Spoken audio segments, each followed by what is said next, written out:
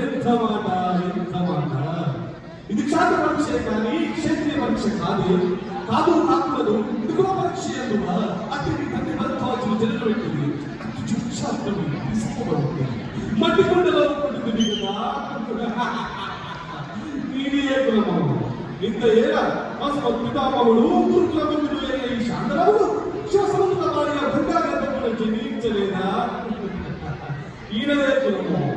నాతో చెప్పింది మహోత్సవాలకు కూడా వశిష్ఠుడు భూమిష్ఠుడు కాదా?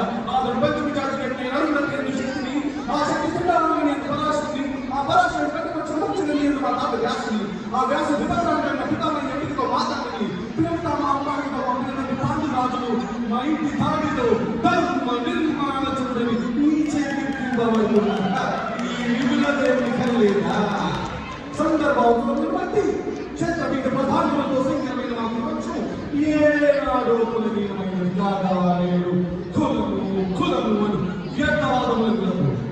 ఓహో, రాజరిక మహాదాత నిర్మించినది. ఆయన ఆ సామ్రాజ్యాలలో సస్యశ్యామలమై సంపదమై వెలుగొందు 100 రాజ్యములకి ఎప్పుడైతే మోర్దాలు గావించుతున్నారు. స్వరాజ్య శాసన